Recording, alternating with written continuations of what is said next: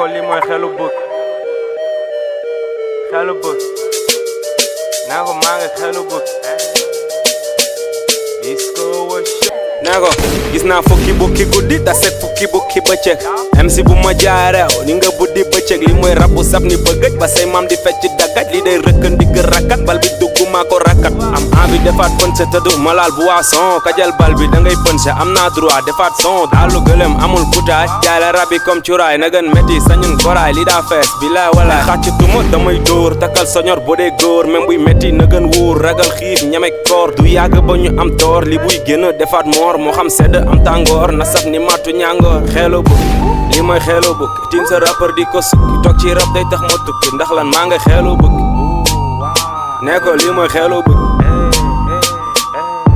jaay sama wët sax amatuma temps doo job sama wët sax même boo dee sa temps li dax ci daja xam nga mooy sa temps di nga dama ko fitir bu dee yaa ndi ban xati gu ma sax bare nit ñi waaj bu dee benn coup yaa ni nga di nga naaj sama xamagul mën nga dëkk laaj sonu ma si xalaat ndax yore xel mu maaj ba gisu mbaax ñaa ko pus mu dem xool sama poos ñaa nigi laa fi leem asalaamaaleykum mbokki Sénégal asalaamaaleykum mbokki àdduna rawatina ñi safoo seen chaîne Alxam TV la télé du Nord télé bi nga xam ni yéena ko safoo mu safoo leen télé bi nga xam ne li ngeen bëgg moom la leen di jox fa ngeen nekk mu fekk leen fa daal di leen wane li ngeen bëgg a gis ba tax na nag ëttu artistes yi ñoo nag yéen ci beneen facette ci beneen melokaan waaye tamit ci beneen dëkk waaw dëkk ba nga xam ne nag daanaka dëkku cosaan la muy Richard Toll suñu waxee Richard Toll nag xel yi day dem si ay artistes yu mag ay artistes yoo xam ni dañ fi nekk di bay seen waar si li nga xam ni moom mooy waar bi wàllu hip hop wàllu rap voilà ndax tey ki mu seet si kii moom tamit mun na nekk un jeune ba nga xam ni àdduna wërngal këpp suñuy wax wàllu hip hop dañ ko def moom da koy dund quoi mu nekk un frère voilà gars yi pour yéen ñi ma seetaan tey booy bu ma seet si dafa tàng jër kooku mooy Idisco ma main tey moom laa seet si dèjà maa ngi Richard Toll dèjà maa ngi quartier am xanaa damay wax sama caméraman mu daal di ma topp man ma daal di yegg si biir gaale bi xool sama waay sama gain nan la toogee nan la nekkee si biir voilà mooy loolu mais balaa boobu nan dem seetaan li nga xam ne nag moom mooy ki nga xam ne partenaire la jàpp moom tamit si émission bi muy Saint-Louis Karaw ndax nee naa la feccul liir voilà bu neexee nday ja jàpp si mbagam ba tax na nag tey moom ki muy seet si moom la ñu war seet si muy Idisco ma meen nan dem seetaan yi benn page pub en temps dama yegg si kër ndaanaan bi léegi-léegi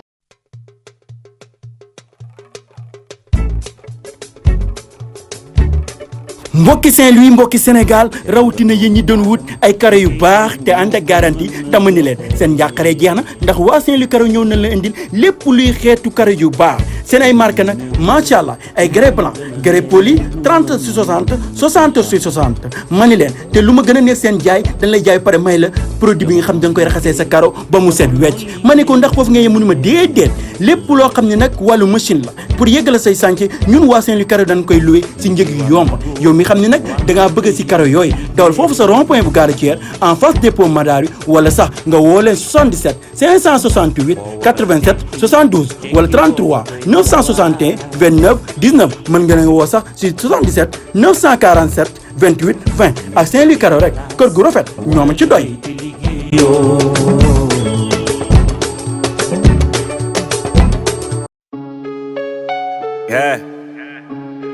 ne ko kii rab bu baax bi la Idisco wa shit ay sol ya way wë yeah Idisco wa shit asalaama xëcc xaal yi moo xonte ci xel yu xoot ci dekkil so rabi fiiri baa ci fësal mboot ci xam-xam bu xot ni teen doonal taalibe root ci góor yàlla yi la ma soxla bu dee fekk nga doxal root ci kii ndaanaan la quoi booy bi mais léegi la gis ngeen ñi nga xam ñoom na Saint-Louis Karaw ñoom nag ñu ngi jaay lépp loo xam ne xeetu karo la lépp loo xam ne rek yow mi am kër daal di bëgg a karo yu baax demal si Saint-Louis Karaw ndax ñoom tamit ñoom na jàpp si émission bu mu yomb mais yegg si naa kër ndaanaan bi yegg si naa kër Kapo bi da may daal di toog ma daal dugg si biir wan la moom nan la toogee Idisco ma meen tey moom laa seet fii si diwaan Richard Toll ma meen Ida tey moom laa seet si gars yi il est là ndaanaan bàyyi nii topp ma daal di la wan moom nan la toogee ndax yaakaar naa ni suñu waxee rap suñu waxee ndaanaan il est là moom mel. yaa ngi baax naka waa bi baax. mooy cool de ah. gars yi tey moom la ñu seet si moom la ñu war a wane tey moo ngi nii la mu ngi nii ndaanaan bu mag bi la donc gars yi lii la maa ngi lay jaajëfal. waaw bëgg naa la gis sama waa ji. mais Baye Jatol gars yi ne dafa tàng de. waaw yow yaa gis loolu rek sama beneen affaire la man sama waa ji. neex na de ah. macha allah yaa ngi Jatol beneen affaire la. léegi-léegi mu daal di toog léegi-léegi waxtaan Isa en attendant may daal di def li nga xam ne nag moom mooy liggéey bi. Idi maa ngi lay jaajëfal. ma daal di lay bàyyi nga nuyu ak ñu lay seetaan à travers Alxam TV. salaamaaleykum gars yi maa leen di bëggee di leen siyaar waaw c'est Risco depuis Richard Toll yaa ma gën a xam maa leen bëgg yéen téléspectateur u Alxam TV bi yëpp maa boo câble da ngeen di dégg lu garaaw gis lu garaaw aja sama gars yi.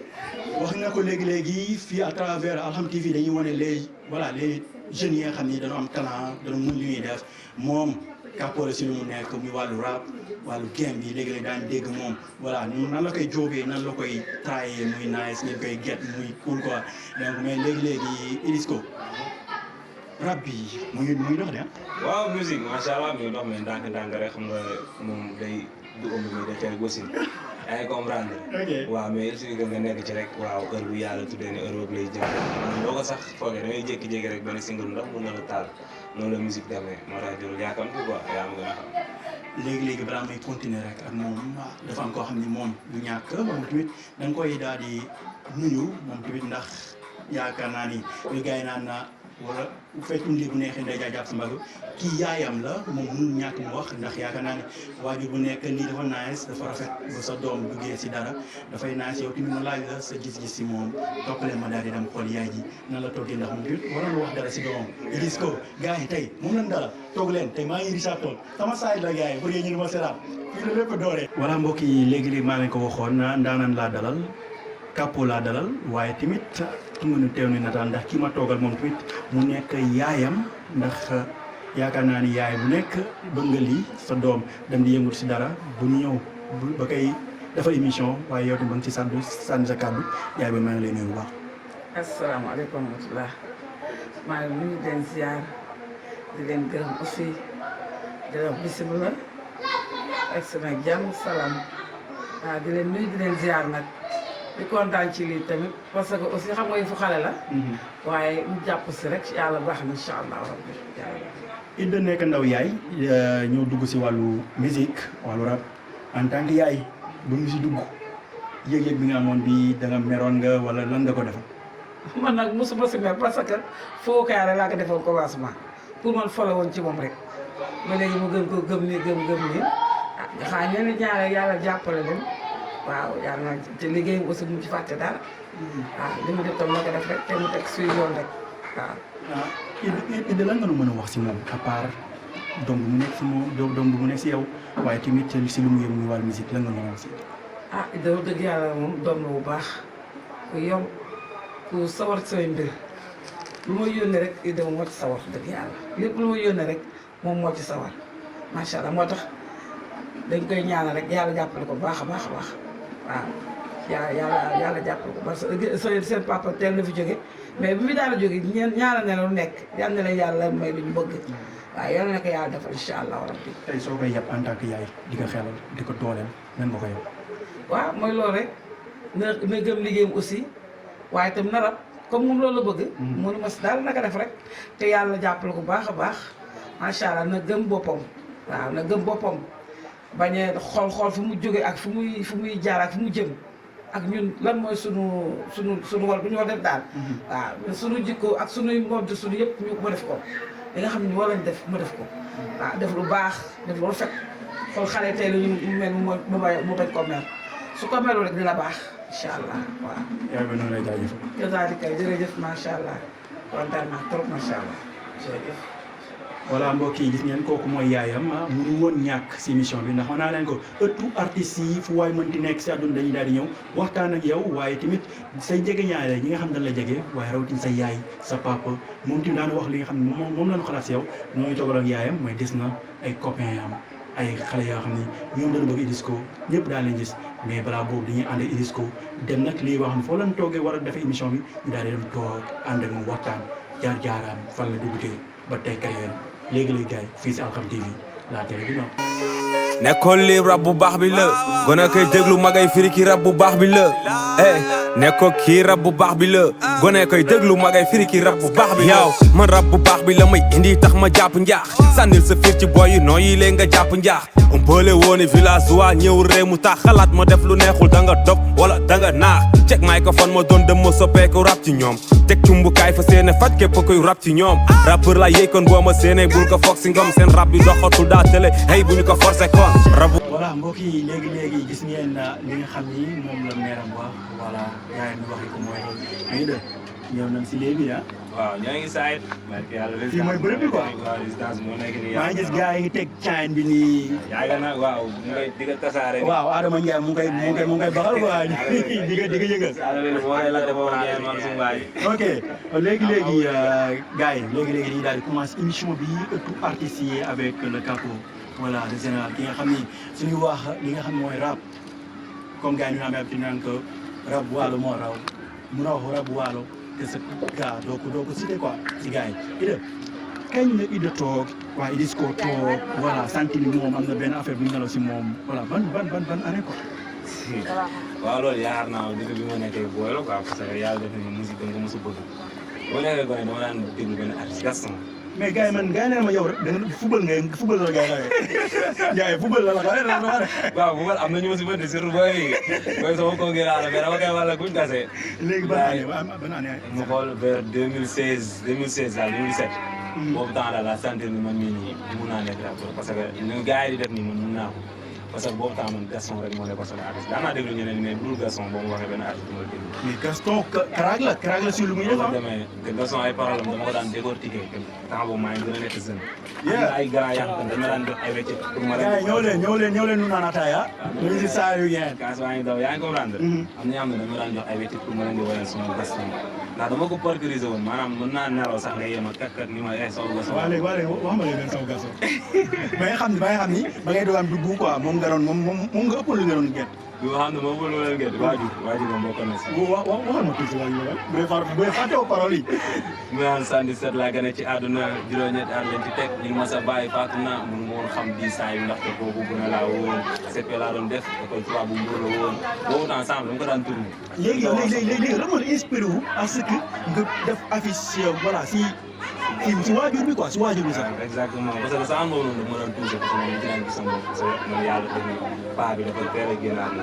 maa ngi nekk gone 2012 maa ngi doon def sem boobu sànq dama ko daan tourné xam nga ni ko Gaston daan wooyee dama ko daan tourné di si woy sama bopp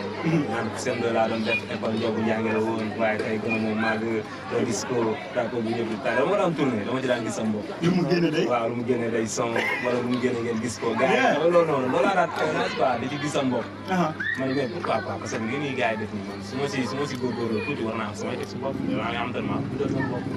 kon il faut ma essayer temps yi ñu doon rab si ay téléphone man ay Elzo ma daan rabandoo ci ay téléphone quoi ñaari téléphone la xale bi def bit bi fii di freestyle noonu lañ ko daan doxalee ok yoo ma xam ne lii war na mën a nekk nañ ko jël officialisé ñu def benn team Free Soldier yaa ngi gën a xam commencé di yëngatu si affaire yi depuis 2016 2017 ba léegi mooy loolu 2016 2017 premier son bi kañ la génn suñu premier son ñoo ngi ko def 2016 ma xool mars 2016 nga woy si lan parce que rapport doolom génne nii bit fii nii li ngay génne war na garaaw lan nga génne boobu ndax xam naa ngi génne gars yi naan la mais Idis ko li nga génne cool na nice na mais gëmu nii xam naa ni lan nga njëkk génne ñun boobu temps ñun dañ daan kontaan suñu bopp parce que dañu yaakaar def nañ lu rëy alors defuñ dara boobu sama maa ngi si doon wax naan ku tëbb daal ci xaal des na la beneen tëb sama yoon laay xaala teg ci ñopp laay këpp couronne bi maa ko gaala kenn si yenn suñu ma topp ci gém bi dama ci sëpp bopp du ma topp parce que wala Idis ko rab nga bëgg ci gis ko ñu kepp naag bi yootu inci ko fit moo la ëllëg ko rab nga bëgg ñu tegale ko te dax rab jaay la ko dañu am suñu doole boo defi jaay ba mën ñuy xool jaar sa kaw di la noota nga naa ñu xaale doole ne ko rab kontu disco dëkk mun may di leen boole woo pour yéen ñi doon ma seetaan waa seet yéen laay wantel ku munul rap de grâce baal leen ma quoi bu leen ma woo wax naa leen maa ngi sama sayet maa ngi sama voilà maa ngi château quoi fii su ma fii ñëw di wax sama xol dafay neex quoi ndax lépp la doore mais maa ngi toog ki nga xam ni voilà booy bi su may toog moom damay am respect damay am li nga xam ne mooy fierté quoi si li muy def ko mën Idis gis naa léegi nga teg mais man damay wax ni yaa nga Guet Gaston ndax li nga teg nii doog am door nii génnee nii mooy loolu noonu mais idée da nga génn rek ñëw rek pic yow da nga génn ñëw rek pic pourquoi nga génn rek ñëw rek choisir pic bi noonu da nga jox gars yi avertissement wax la wala lan la exactement gis nga police sax bu waree ñëw saa nii day def dina alal nga xam ne police moo ngi ñëw moom la demee nag léegi la temps ñuy wane ni ñoo ngi dugg ci il fallait que nga wax ne mooy loolu da ñëw pour manquer suñu empreinte boobu ñu bàyyi fekkoon suñu ay grand ñaa xamante ne ñoo si jiitu fuuf xam mënulu dara exactement mais teewul dañuy ñëw imposé par force nag dañuy dugg te taxul ñu classe yi kenn wala ñu mérios ak kenn parce que ñu ne ñoom ñu leen defoon mais dañ ñëw imposé dugg seen biir concert buñ dugg ñu dugg fa luñ teg ñu teg noonu la demee ba tey mooy loolu noonu pour ñu jox mu respect yaa am gën a xam ba ngeen doogaam ñëw yow kese la woon wala da nga ñëwaat groupe wala nan la demee parce que gars yi nee nañ da léegi si groupe nga nekk ñi naan non dafa jël créé solo dafa am gars yi problème parce que dégg naa nga am gars yi problème moo tax nga ji lu nekk dégg nag parce que xam nga rek mooy loolu noonu lan mooy problème bi en fait nga Iris ko bu mu ñëw moom kese la woon wala dafa ñëw gars yi fekk si ko mu créé groupe bi nan la demee wala en ce moment ndax Iris ko mu ngi si groupe wala nekk si groupe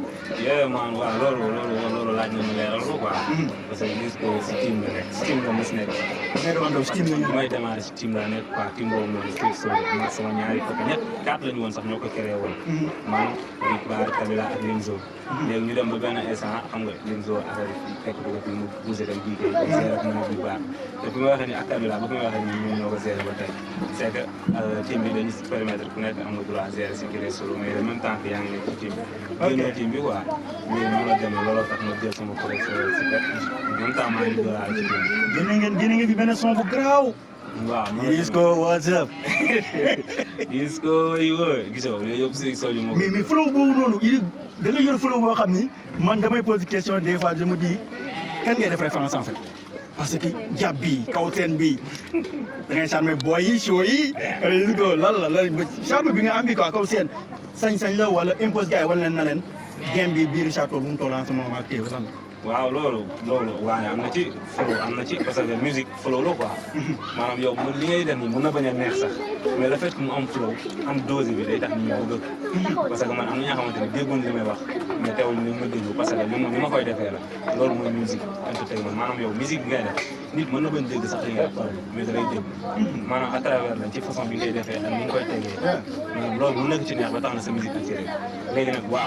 amul mise en scène nga xam ne boo yëgee scène man war a moom na neex quoi ba ki nga xamante ni nekkul sa langue sax moom da ciy bokk noonu la demee loolu mooy musique. yee voilà gars yi mu ngi noonu loolu mooy musique loolu mooy rap voilà mooy loolu noonu donc fii Richard Toll soo nee 1-2 wax yeneen gars yi Iris ko mënoo génne voilà sooy compter soo nee première deuxième troisième bi moom forcément da ciy bokk bu nekkulee 3 da nga koy wax 2 voilà wala sax pourquoi pas première bi donc gars yi 2024 2025 voilà booy bi dafay nekk sommet bi mais léegi nag nu ma leen ko waxoon ëttu artiste bi yemul si artiste bi kase dañuy dem proche yi maa ngi gis benn mécanicien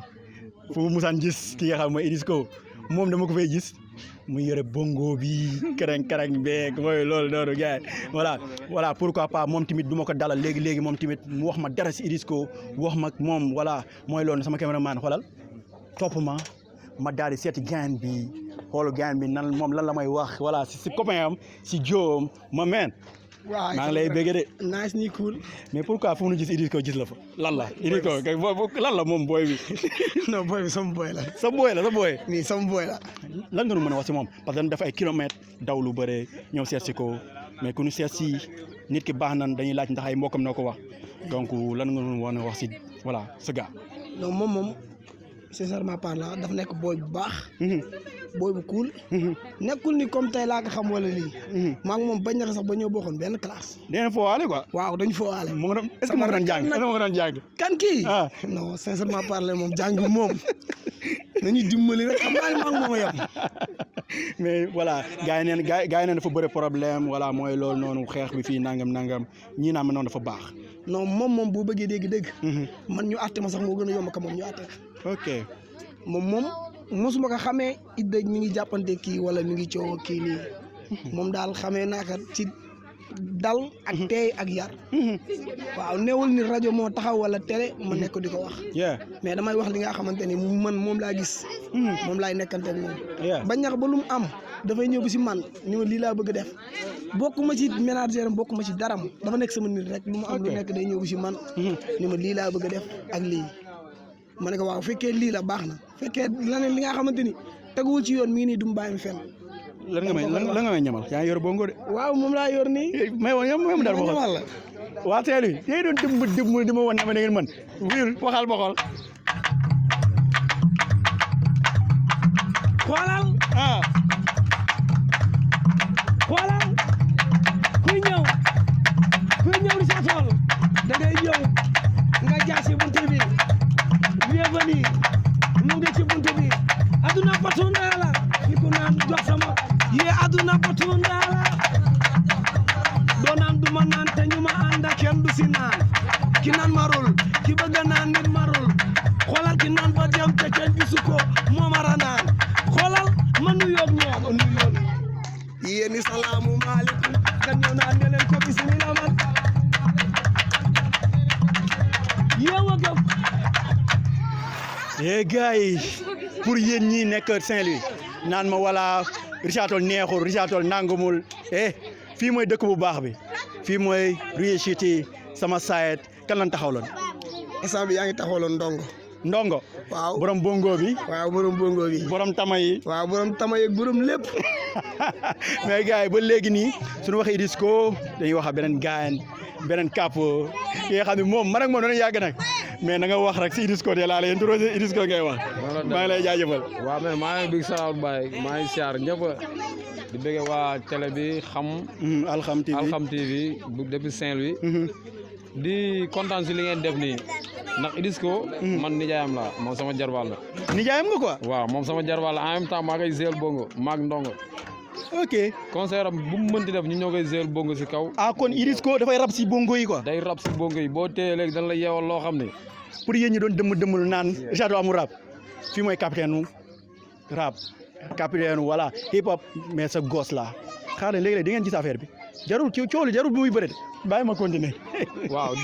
di rafetlu daal seen ñëw bi nii di wax lan nga mën a wax si moom non Idda moom macha allah rek laa mën wax si moom parce que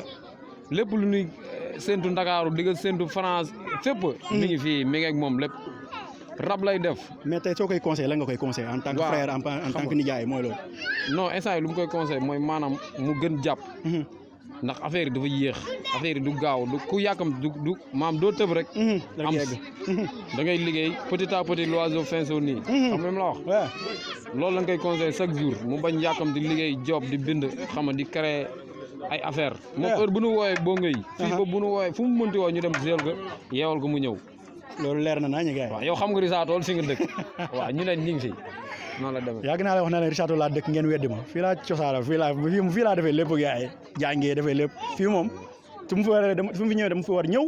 su mu fi ñëwul dama fi war ñëw donc gars yi maa ngi sama saayet mooy loolu mais préguma wax naa leen ne leen ëttu artiste yi ni lay demee damay dem xoolaat keneen Idda ko may joxaat dafa am keneen ko may jox man maay tànn gars yi am na beneen gaañ boo xam ne moom rappeur la si groupe bi la bokk mooy loolu noonu balaa dama koy jox moom mu nuyoo ma freestyle ma xool ba xam ndax il est fort sa gars na mu ngi nii toog ma men ndaw maa ngi lay jaajëfal delloo jaajëfal bu baax a baax koo kan la kan laa toogal ay toog Big Bar waaw Big Bar loo may comme freestyle daa may la tuuti ay ca ma xool yow ku dugg sama surface xamal foofu doo siiw man li ma sóor dafa ñor ba pare ngeen soog a jiw balaa ngay dugg ci man xoolal sama xóotaay jox ma la album te ay dégg sama bul faay le fii la lay doon jàngal ci man balaa ngay sukuraat foo dégg yaam kala jàppal foofu maa fa sëkkat lu ku sama xel ma génne lay tay seet ku ma jéem tëkku dam lay rey ba pare jéggi affaire de jàppal laa lay jaay tout dret tekki gën ñunu génne moo tax dugg xel def ko ci cin bi boo ma éré di lu ne ci bopp xajul ci big bi li dafa fees mi ngi tuuru jàppe ka yatu kel li dafa neex bu dàq sigar comme ndox leen mais yéen pourquoi yéen ngeen rey doomu jaam ba pare bëgg a jéggi lu tax nga rey nit ko bare bëgg a jéggi soo ko reyee doo ko bàyyi foofu mu ne nga bëgg a jéggi pour lan soo reyee da nga koy jéggi rek bàyyi ko ak waa juróom ñi def la rek mais maa ngi lay jaajëfal gars doo la jaajëfal bu baax a baax mais tey ma seet si ndaanaan seetaan seet si sa copain en même temps nee na yéen a bëgg groupe waaw ñoo bokk benn même crew quoi waaw mais la nga ma mën a wax si gain bi voilà mooy loolu gaan Omar mooy lu tuur sunu baraade bi de saa waay wala boog gaan moom man moom depuis ba xale yaa ma gën a xam mooy loolu les talentueux te borom baax la quoi yaa ma gën a xam mooy loolu am na lu mu mën rapport yu bëri mënuñu ko billaahi man loolu laa koy seedal ak fu mu mënti dem tamit suñ ko dégloo tamit moom tamit dañ koy apprécier yaa ma gën a xam mooy loolu yéene naa ko mu dem fu soore yaa ma gën a xam mooy loolu yeah tey soo koy conseillé en tant que frère mais en tant que koo xam ne da ngay liggéeyal moom voilà lan nga koy wax. man moom leneen rek laa koy conseil quoi bu gën gëm-gëm bi gaa moo am nag mi ngi si moom quoi. bu gën fonce rek ça ira quoi lu pay baax incha allahu rabi. yeah gars yi dégg ngeen ko bu baax a baax daana ko voilà soxorul quoi ndax noo bokk tey ñu seet si copain am mu wax ci lu nice mais am na koo xam ne moom tamit ménagère la de gars yi moom moo jàpp si affaire yi donc lii yëpp moom tamit bu yombee moom la ndax voilà moom tamit jàpp na si affaire yi voilà maa ngi lay siyaar. waaw teeloo siyaar sama. Adama Ndiaye waaw Adama sama doomu baay waaw gis nga de. mais tey nu seet si tey sa gaañ. waaw gis ko waaw gis nga de yéen moom vraiment dañ leen di njëkk a remercier quoi ci déplacement bi ngeen def xam nga lii moom nice dafa nice nekk acte wu nice xam nga. ñu leen ci delloo jaajëfal bu baax waaw. mais tey sa copain la nga mën a wax si moom bëri yomb na jiite wala mooy loolu noonu parce que des fois xam naa mu xaatim nga ñëw nga ne ko non non lii du génn mu. voilà gars yi gis ngeen lii mënu woon ñàkk si li nga xam ne mooy émission bi ndax nit ki baax na dañuy laajte ndax ay mbokkam noo ko wax ndax ay proche am noo ko wax te Idda voilà man tam naa Idda mooy loolu est-ce que voilà gars yi ñëw nan yaayam wax na ay xaritam wax nanu mais dañuy daal di tourné waat si moom demaat jegewaat ko voilà moom tamit nu daal di continuer li nga xam ne mooy émission bi ndax dama leen di wax war nañ freestyle war na improviser war na dem si bongo yi mooy loolu noonu gars yi toppale ma dem toog ak moom léegi-léegi ñu daal di continuer waat affaire yi Idda toogante naa sa gars yi de. waaw gars yi gisoo luñ teg noonu la demee. mais tey nga ñëw seet si la ak gars yi seede la lii nan la def si yow ak sa yaay quoi. waaw noonu la demee c'est que jub rek moo baax voilà maanaam mënoon naa nekk fii nii yaa ngi comprendre di guerre ak ñoom Iran Irak waaw di ko méttal ak ñoom tey say boo leen intéressé duñ sax taxaw di wax fay la ñuy jaar naan kooku jaru ko duñ ko waxal fii nii mooy loolu mais yàlla dafa def ni moom xam nga saabu du fóot boppam mais macha allah daal maa ngi koy gérer maa ngi koy meññee. mais Idda ak yaayam. man ak mère boo ñu fekkee man la suñu waaj da nga yaakaar ay morom lañ parce que yàlla def na complicité boobu noonu suñu biir quoi man ak moom dañuy jàppise dañuy rubee waxtaan mooy loolu noonu waaw bu ma soxla moom du ma yéexantalu waaw du ma ni xaaral waaw bu ne acce rek ma ne ko acce bu ne doy na ma ne doy na mu jeex tax yaa ma gën a xam moom macha allah ñaanal gudd fan ak wér waaw yaa booy dundal lu bëri. amiin yaa rabbi Idda suñu waxee rap mais dañuy wax rap Richard Toll mu ngi doxul lan mooy problème. waaw rap Richard Toll. ndax gars yi neen doxul quoi neen doxul mi ngi doxul parce que buñ ne doxul maanaam dafa yéex quoi parce que yow imagine toi tey jii nga dem studio ñu facturé la benn 15 ticket ba nga xamante ni yow rap Richard Toll delloowugul ak te foog nga dem xooslu pour ñëw record sound boobu parce que sound boobu dafa war a génn. waa Alxam production yéen kon liggéeyule ndax gars yi fi 15 ticket lañuy produire yow voilà yow yéen kon yéen da ngeen di maye quoi kon yéen waa Richard Toll gars yi ñoom na ngi job Alxam production liggéeyu leen gars yi. si gars yi dañuy liggéey fii 15 ticket la la gars yi facturé. fii 15 ticket boo ñëwee studio nii tey 15 ticket na mais am na nag différents studio parce que dafa am studio yaa xamante ni ñoom seen affaire yi dafa xaw a yomb quoi maanaam fa la gars yi di dem. maanaam comme mooy genre gaanaay da ngay dem foofu noonu doo fay lu bëre gars yi di ko rola mais boo bëggee qualité dëgg. studio bi ngay dem bi moom mooy loolu da lay facturer xaalis mooy jant sow record foofu mooy suñu studio fa la ñuy recordé suñu sound yëpp. mooy loolu foofu moom da ngay génne xaalis pour liggéey mais boo fa demee man la suñu waa ji ay som yi nii foofu doo job bu fekkee musique moo la tee dëgg rap foofu di nga delluwaat mais bu fekkee da nga dugg ni pour ma réerandoo boo fa recordé benn sound doo dellusiwaat. noonu la demee mais buñ ne doxul nag côté boobu la quoi c'est que dafa metti si wàllu moyen bi quoi noonu la demee da ngay gis sax dañ lay invité benn programme ba nga xamante ni kii dafa waroon génne xaalis fay la mais day dawal copain wala mu dawal xarit mais yow da nga siy fekk si quoi parce que da nga naan sama copain la su ma ko joué loolu après mun na ma meree xam nga yooyu noonu nañuy dawal pour dem joué ko mais dañ ko waroon taxaw tey ni que boo génnewul lii duñ la joué mais ñu mujj nag mais est-ce que problème mu gars yi jàppal nu leen wala boog rapport yi sol nekk ne voilà amuñu seen solidarité afflusion lan est-ce que lu côté boobu tamit parce que bu rapport yëpp manqué woon du ñàkk ngeen am benn kii quoi waaw mais loolu nag boo doo ko dégg fenn rapport yu manqué waaw kooku boo ko déggee rek moo ne suñu waaj mooy àdduna tëgg na loolu mënul ne rapport yu manqué loolu daa fere rapport yi non gars yi ñooy mayante xaalis duñu manqué parce que yow imagine toi biif boo li nga si mën a gagné tey say boo manqué woon ak artiste bi doo ko gagné gars yi foofu la ñuy sóoraale loolu la ñuy xoolee moo tax fii boo déggee manqué rek fii maanaam mënul doon artiste mënul doon rappeur mën na nekk mbalax maan beeg rappeur bi mais ñaari rappeurs yi bu ñu manqué rek c'est parce que ñoo bokk team wala ñoo bokk li ñuy def wala ñoo bokk gëm-gëm mais foo fekk ñaari rapport yu juboo te bokkuñu koñ bokkuñ dara du continuer dafay tas moo tax man ko mënul am RT mënu fi am loolu ma la nga may freestyle nga may improviser après na nu doog am ñoo si bongo yi ñu door ñoo si bongo waaw noo ko bëggee rek ay ci may ma benn improviser may ma benn freestyle mooy loolu yaa xam la ngay def ndax gars yi nee nañ rap dëgg mooy improviser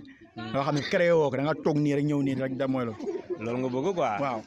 ay impro nga bëgg ba suma objet yi dalee tamit dama ko ciy teg de ay jë na ko dal ok freestyle beneen sax yaa ngi jàkkaar ak waa alxam man sama rap daf lay jàngal sol la xam-xam disco freestyle bu neex ni ndoxu zam-zam man freestyle dama koy tëgg muy neex ni tam-tam Rams laa yor jàkkaarloog suuli mu may filmer disco di la teg ay vibes Rams yi dal nga naan dafa dëmmee hip hop sit munoo xam fan laa ko jëmmee ndax rap li ma ciy def munoo ko def comme ni ma ko gëmmee go dem sit maa ngi gis waa ji sol Adidas man samay Rams dama ko bind toog du lu ma daasa freestyle ma koy teg rap duma la ci xaasa ek ay disco fu mu jëm RT du laaj paas maa ngi koy teg ba léegi gis waa ji yor li mix man sama rap boo ci déglu jarul dugg ili mix freestyle ma koy teg mel na ko yor DJ di la mixé man sama Rams tey gën a kawe ay xoolal nu mu sexé maa ngi koy teg ba léegi boobu daa kontaan tax muy dugg si man sama rap comme car gisal gars yi ñëw dugg si freestyle ma koy teg du marque non lii du Gucci disco dalay jàpp di la wulli di la ndulli ne ko jox ko beneen Rams bu doyul damay dolli disco jàpp leen ñu si cin kon moom la dolli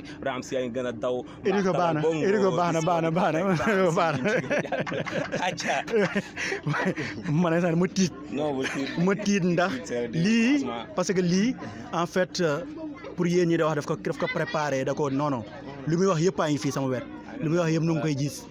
donc booy bi mën nañ ni tet la booy bi mooy loolu noonu mais bongo yi ke dañ koy joxe de voilà gars yi dama ni leen léegi yéen doon laam-laamee mën na nekk mënul nekk ndax booy bi dafay tegu si bongo yeeg tama bokk beeg ba xoolal tu mënu teewlu nataal nañ ko bàyyi mu teeg jox ma dara ma xool ak bongo yi ne ko bit nu mel mun naa ci tegu man mun naa ci tegu ne ko bit nu mel mun nañ ci tegu man mun naa ci tegu ne ko bit nu mel mun naa ci tegu sa rapport day sëpp fu ma gisee day aaju ne ko disco moo tax gaa di tàcc ok the best boy te nekk di fo disco the best boy te ram di fi doyee xaaral ma déglu li ndaw nga di joxe dafa gën a yéeme ram saa yor di ci foo mel ni dëmme hip hop bi laa bi dama ciy dëmme xoolal kële toog ne di ma filmé lii neex na mu ngi riir disco di teg temps ngeen di miir ki kala caatu ngewal mu du dégg temps te du ngewal rap nga bëgg a ñëwal ma toogaat ci bit bi xeli lewal ne lii dama ciy foo ne Rams daal du fi dooy the best boy ngay jooy ma koy tag ba sa rap di yooy maa ko mën di koy tege li du mbalax li du reggae maa tax gaañi di bége mënoo rap de bu ma jege booy li nii dafa neex freestyle be du ma jeex rap moo tax ñu may xeex mais maa ngi di def lu weex ay the big boss rap la may big boss freestyle damay noos toog kaw los di noos maa fi ne di teg du may teg a craaw moo tax lu ci def day nice jël bi di ci foo que lii que lee nga may xool disco lu mu lay dóor dafay jaara sa biir xool fekk Maodo Sato ma may la Rams yu mool lii dafa neex pop Warisha Tool am ngeen problème booy bi léegi de yegsi na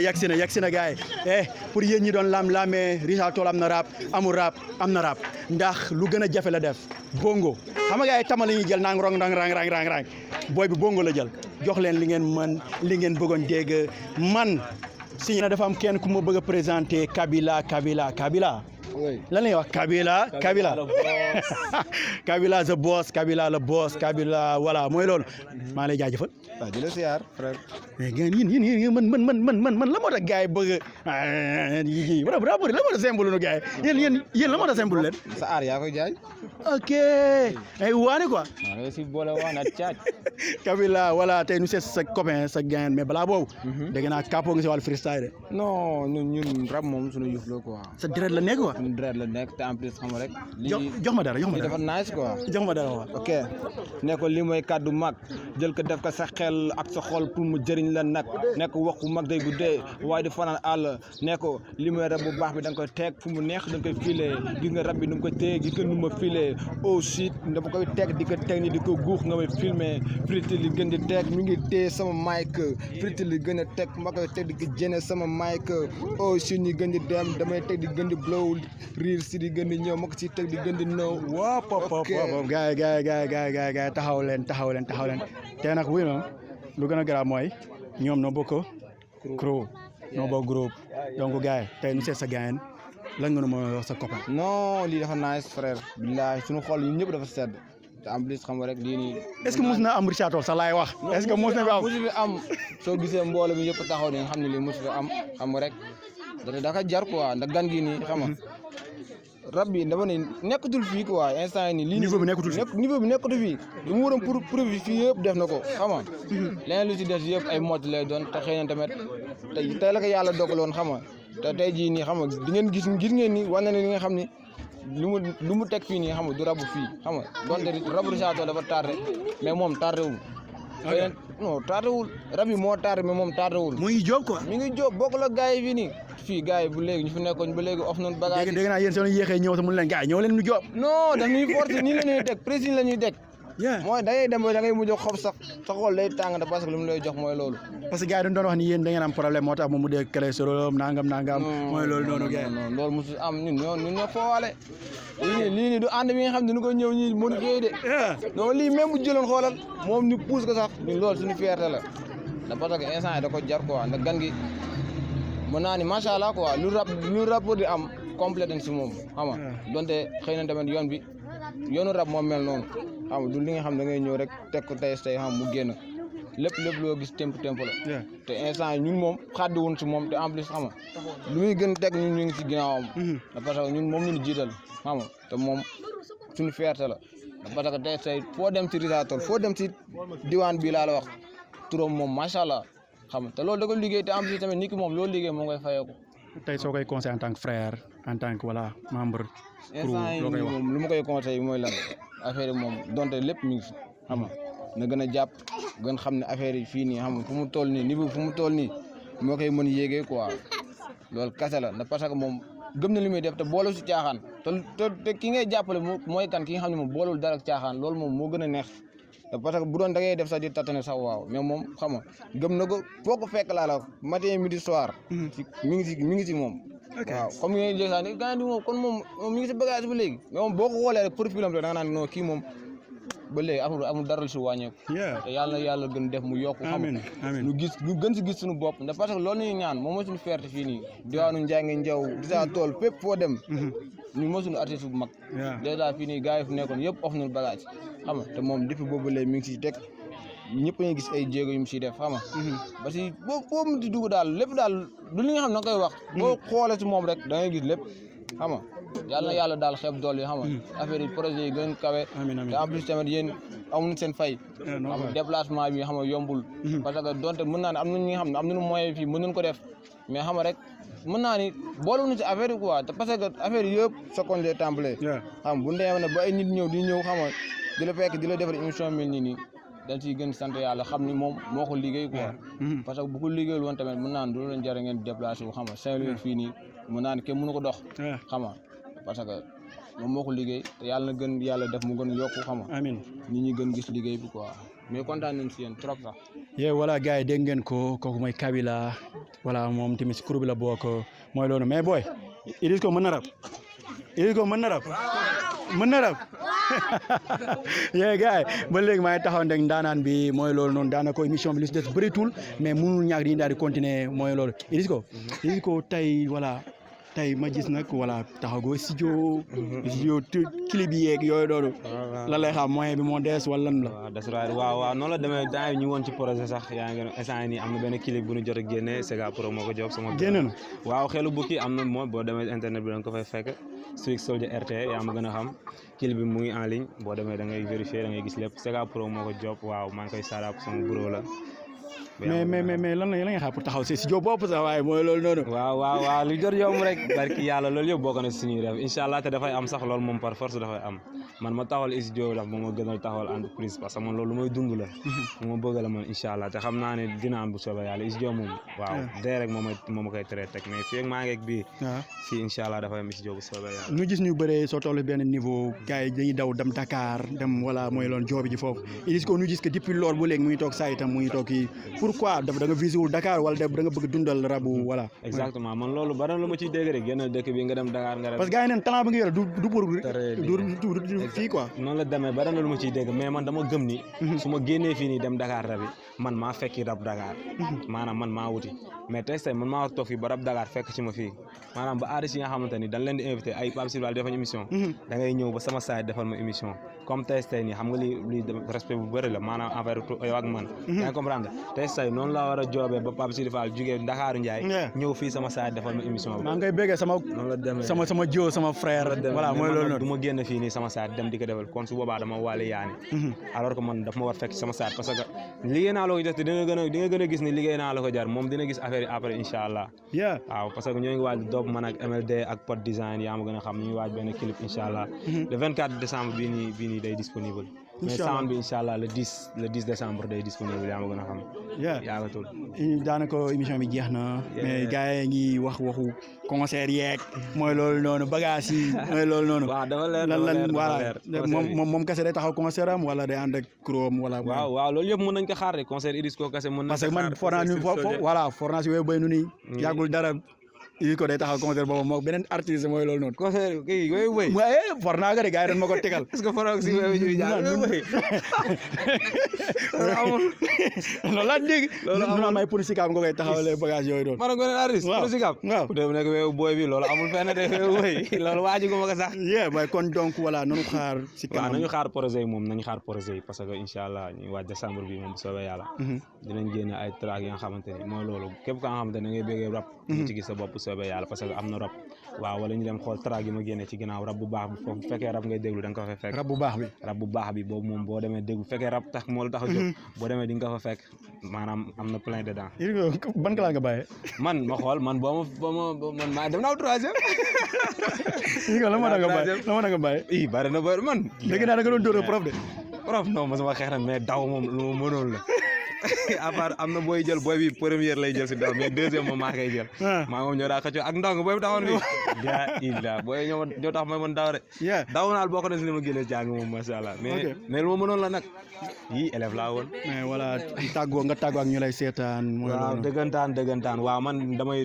njëkk remercier sama gars yi team bi laay njëkk remercier ay Elzo Jaamu Dong ci bi jaag. mais man naanaguma deuxième de gars yi pour yéen ñi mu seetaan benn kaas ngeen gis man naan ko. ba léegi mooy loolu yaa ngi comprendre maa ngi remercier sama gars yi Mata di Mat yaa ngi comprendre Jibi Jaag Louise MSM waaw Elzo Jaamu Dong Messi Lom xam nga sama gars yëpp maa leen di bëggee Maga Das waaw parce que gars yi ñooy jaaw ci affaire yi parce que bu dul woon gars yi nii yaakaar naa lu bëri concert yi nga gis doo ko gis sound yi nga déglu doo ko dégg mais gars yi nii moom mal suñu waaj ñooy jàpp si affaire yi carrément di remercier Sega Pro xam nga MLD Pod Design gars yi tamit ñu ngi jàpp si bagage parce que gis nga clip boobu noonu boo ko seetaanee dama kaas mu ñëw dégg nga kaas gars yi jox la kaas barki yàlla affaire bu garaaw gisoo parce que clip boobu noonu mën naa ni wax ni defar nañ ko du début à la fin sama dërëm dugg si même ñaari sound yooyu noonu sax ñu génnee projet boobu sama ñaar dërëm dugg si gars yi ñooy ñëw jàpp ci parce que ñoom gis nañ ni mën na fay parce que yàlla baax na xamuñ nag on sait jamais